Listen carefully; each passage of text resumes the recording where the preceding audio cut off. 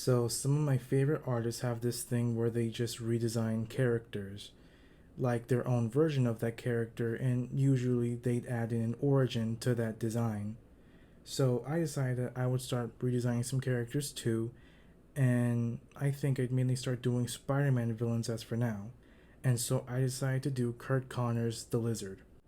Also, please excuse any background noise that you hear. I am experimenting with this microphone still, the Blue Yeti Nano, and this thing just loves capturing background noise.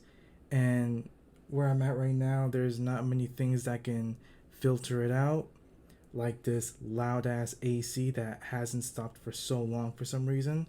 So please excuse all that. Kurt Connors served in the military. Throughout the decades, the Lizard has been in the comics. He's always been very basic to me. Even his more intricate designs is just him having spines like an iguana.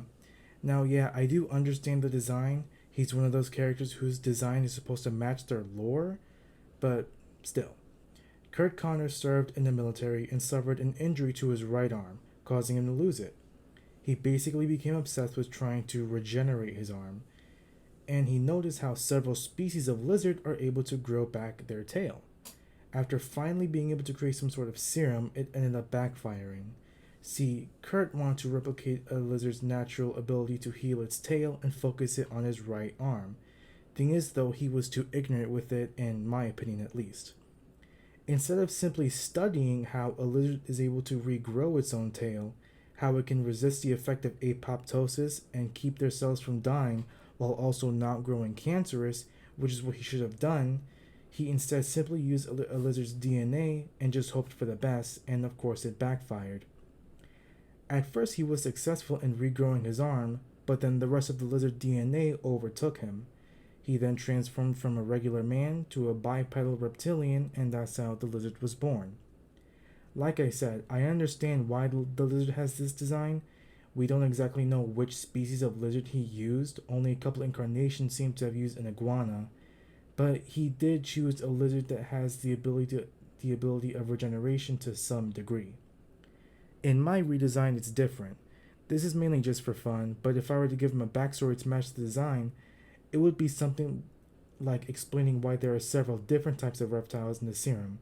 Maybe a rogue scientist tinkered with the serum, maybe he was forced to take in multiple reptiles, maybe he was forced to make a separate serum to become lizards like him, and make them more dangerous by adding in more reptiles, but then being forced to take it.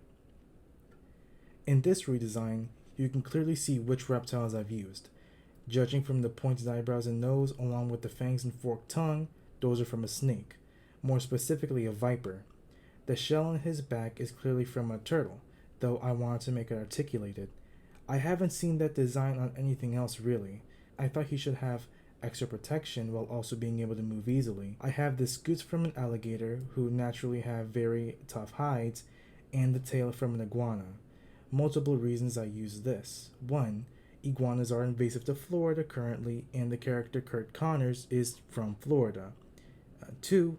Iguanas have really special tails in which if a predator grabs onto them, they can attach it and run away, then regrow it back later. And their tails are surprisingly dangerous. Many people have suffered lacerations from iguanas since they're able to literally use their tails as a whip. Now, the lizard is already strong enough to break concrete with his tail. Imagine an 8-foot tall reptile with a giant whip-like tail, and it'd be a surprise if Spider-Man can even beat it. I wanted to add in another redesign, this time with a Utahraptor, matching other characters like Sauron and Stegron, but maybe that might be for another video. I do have some ideas for other villains, like maybe redesigning Venom, or maybe even Electro, but it's all hypothetical as of currently. Anyways, thank you very much for watching. If you're interested, I got a webcomic on Webtoons called Celestial Guardians Cosmic Quartet. Link is in the description. I hope you enjoyed if you are. Please make sure you like and subscribe. See you around.